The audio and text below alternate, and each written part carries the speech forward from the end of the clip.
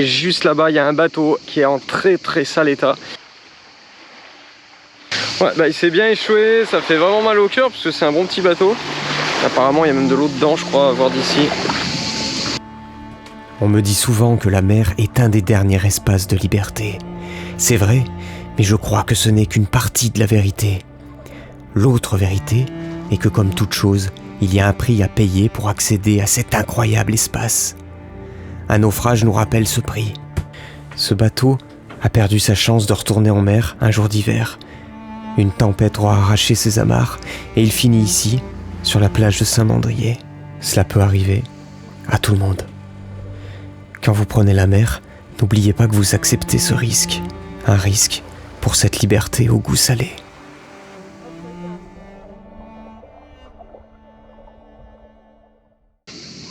Allez, l'escale à Saint-Mandrier est terminée, on va repartir. Il faut d'abord cleaner tout le pont parce qu'on peut pas partir comme ça. Je vous donne l'astuce ultime des manœuvres de port pour plus jamais vous faire déporter par le vent. En ce moment, on est au port de Saint-Mandrier et je vois énormément de bateaux qui se font avoir par le vent, ils se font complètement déporter, ils se mettent de travers. Alors on va les aider pour pas qu'ils abîment leur bateau et le bateau des copains, mais il y a une astuce pour éviter de se faire avoir par le vent. Premier prérequis, comprendre d'où vient le vent, c'est primordial pour cette manœuvre. En fait, là, si on regarde bien, le vent, il vient d'où? Il vient complètement du bâbord de Corail. Et ça, c'est super important de savoir d'où vient le vent. Il faut savoir s'il vient de bâbord, donc de gauche, ou de tribord. Là, il vient de bâbord. Super important de comprendre ce concept de haut vent. Puisque le vent vient de notre bâbord, la première chose qu'il rencontre, c'est cette amarre-là. Cette amarre, c'est l'amarre au vent. C'est celle qu'on va laisser, il faut absolument la laisser. Je vois trop de marins qui enlèvent n'importe quelle amarre. Non, on enlève toujours l'autre amarre, celle qui est sous le vent. Si vous avez suivi, mon vent vient du bâbord, donc l'amarre sous le vent, c'est la deuxième qui va croiser, c'est-à-dire cette amarre-là. Et vous voyez d'ailleurs, elle est toute molle, elle ne sert quasiment à rien. C'est celle-là qu'on va enlever. On va mettre le moteur, puis on va passer une légère marche avant et là on va enlever notre pendille. Ça va nous permettre de contrôler notre bateau. Si vous faites le contraire, le bateau, vous ne pouvez pas le contrôler. Deuxième prérequis, évidemment on allume son moteur parce qu'il va falloir le faire tourner, il va falloir qu'il soit chaud parce qu'on va devoir éventuellement pousser un peu les gaz. Donc une fois que le moteur est chaud, on va pouvoir passer la marche avant et surtout on va mettre la barre du côté du vent. Pareil, si vous avez une barre franche, ça va être complètement de l'autre côté. Si vous avez une barre à roue, on va donc mettre la barre du côté du vent. Donc on va mettre le nez du bateau à bâbord, côté au vent. Et comme ça, notre bateau, en fait, il va avancer et essayer d'aller à gauche et il va contrecarrer le vent. Plus il y a de vent, plus on met les gaz. Mais attention, c'est pas la peine de mettre 6000 tours. Normalement, au clic, ça suffit dans la plupart des situations, puis on pousse un peu plus si on voit que le bateau commence à dériver. Soyez patient, souvent le bateau il réagit pas tout de suite, il faut attendre un petit peu, le bateau il a le temps de se mettre en place, et dès que vous allez commencer à mettre les gaz à bâbord, et ben il va commencer à se redresser doucement et vous allez être droit. Ok, le moteur est chaud, je vais mettre donc ma marche avant et je vais mettre la barre complètement à bâbord, c'est-à-dire, attention, là d'où vient le vent. C'est super important de connaître là d'où vient le vent. Il vient de bâbord, je vais mettre ma barre complètement à bâbord. Si c'est une barre franche, je vais bien évidemment mettre ma barre complètement à tribord pour renvoyer le nez du bateau là d'où vient le vent. Je prends soin de passer mon amarre qui est au vent en double. L'autre, je vais l'enlever. Alors regardez là, je viens de mettre donc un peu les gaz, un peu le moteur. Mon bateau s'est complètement collé à celui du voisin. Pourquoi? Parce que j'ai mis la marche avant et que mon bateau, il vient se coller doucement là où il y a le vent. Là, j'ai donc relâché la pression moteur. Le bateau s'est écarté de celui du voisin. Ok, je vais larguer ma pendille et vous allez voir.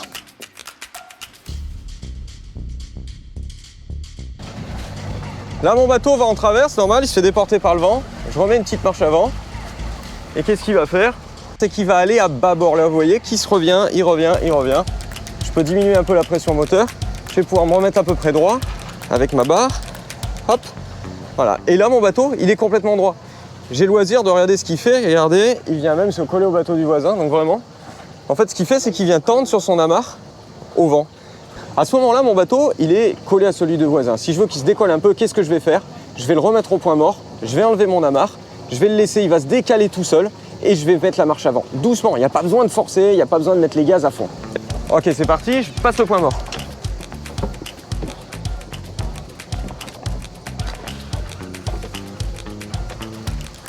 Je repasse la marche avant. Et si vous regardez le nez de mon bateau, là il est en train de se faire décaler. Je vais réaccélérer, doucement. Je pars.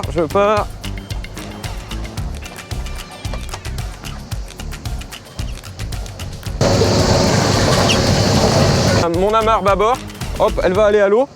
Ce que je vais faire, c'est que je vais aller la récupérer. Mon bateau, je regarde ce qu'il fait. Je vais me mettre au point mort. Comme ça, mon bateau, il continue sa petite course. Là, j'ai deux choix. Si j'ai vraiment beaucoup de place, là, je sais que je peux sortir en marche avant. Mais si vous n'avez pas beaucoup de place, comme le vent vient de bâbord, il va pousser naturellement le nez de votre bateau. Et votre bateau, il va naturellement aller vers là-bas. Et donc, il est mieux, normalement, avec cette configuration de vent, de sortir par marche arrière. Parce que le vent va vous aider à sortir. Là, à Saint-Mandrier, il y a vraiment de la place. Donc, là, vous voyez que j'ai vraiment la place pour sortir. Dernier petit truc, ça sert à rien de bourriner dans les ports. Je vois trop souvent des bateaux qui vont trop vite. On met de la puissance par rapport au vent. C'est vrai que si à 30 nœuds, il va falloir mettre un tout petit peu plus de vitesse moteur, de puissance moteur. Mais pas de vitesse du bateau, il ne faut pas confondre vitesse et puissance. C'est-à-dire que normalement, vous devez aller doucement dans un port. Mais si le bateau n'avance pas, c'est qu'il y a beaucoup de vent, à ce moment-là, vous pouvez mettre un peu plus les gaz. Mais ça sert à rien d'aller à 15 nœuds, votre bateau va pas mieux manœuvrer. Là, vous voyez, je suis sorti tout cool, pourtant il y a du vent dehors. Et regardez, je sors tout tranquillement. Allez, quant à nous, on quitte Saint-Mandrier. On va prendre la baie de Saint-Mandrier, puis le Cap Sissier et on retourne aux Ambiers.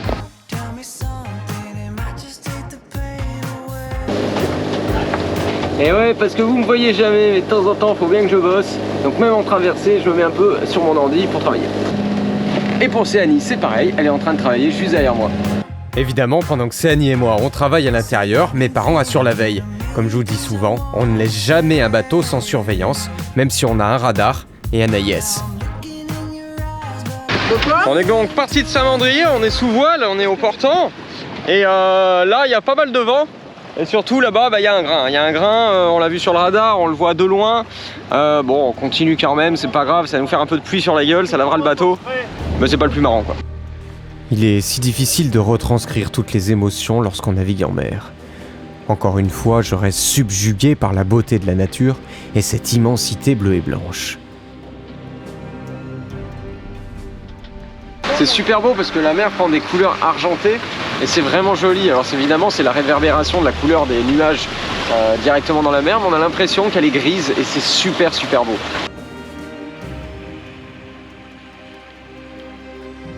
Là pour l'instant les grains nous passent assez loin, c'est-à-dire qu'ils sont plutôt au large. On peut regarder ça avec le radar Windy, on les voit vraiment bien passer à notre gauche. En fait, l'intérêt de savoir où ils sont, c'est de pouvoir régler. Par exemple, moi là j'ai pris un petit riz dans la grand voile, enfin j'ai pris quelques tours dans la grand voile au cas où. Parce que si vous prenez un orage sur la gueule, potentiellement, il peut y avoir beaucoup de vent qui est avec. Et le vent peut changer de direction. Donc du coup vous vous retrouvez de 25 nœuds au portant avec 25 nœuds au près. Et là c'est plus du tout le même environnement. Et si vous n'avez pas prévu un petit peu un riz, quelque chose, bah, vous vous retrouvez dans la merde. Donc du coup l'idée c'est de prévoir. Faut toujours prévoir un peu, vous voyez. Là vous voyez que c'est pas top, on prévoit un petit truc. Mais normalement il devrait nous passer à notre bâbord sans problème. Les bruits du bateau, ainsi que les mouvements et la hauteur des vagues, rajoutent une incroyable sensation qui est difficilement retranscrite par la caméra.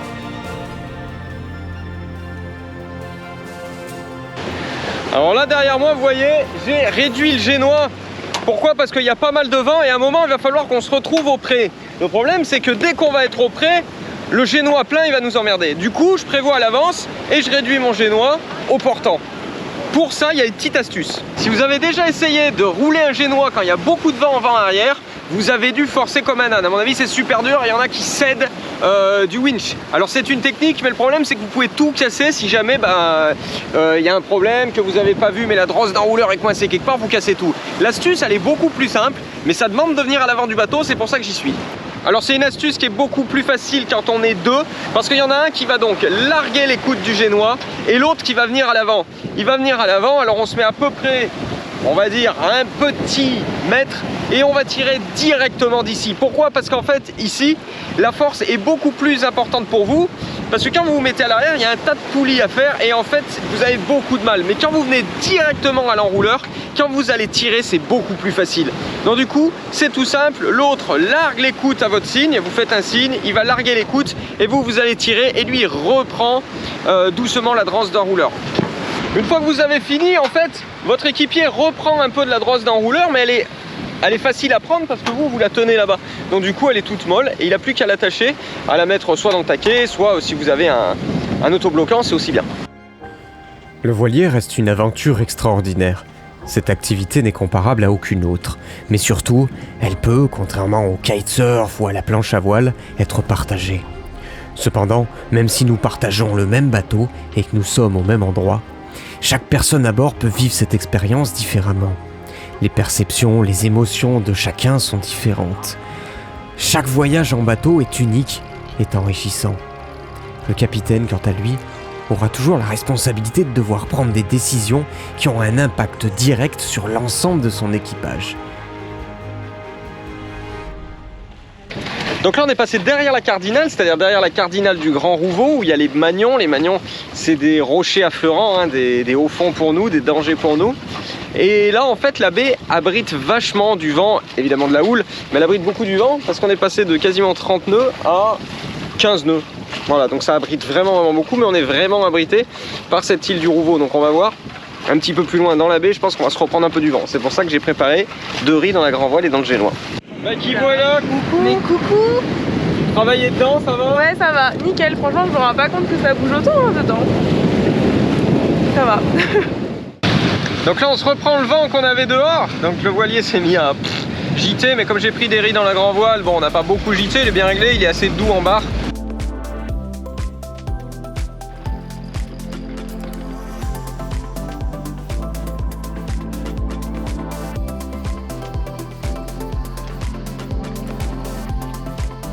En ce moment, on fait une super promo sur la formation pour apprendre à naviguer. La formation, elle est 100% en ligne avec 118 vidéos et plus de 12 heures de contenu. Elle démarre des bases pour ceux qui ne sont jamais montés sur un bateau pour aller jusqu'à la préparation des traversées en pleine mer. On a aussi créé des guides et des coachings personnalisés. Vous les retrouverez sur notre site internet www.voiliercorail.com. On vous met le lien dans la description de cette vidéo. Quant à moi, je vous dis salut les copains et à bientôt.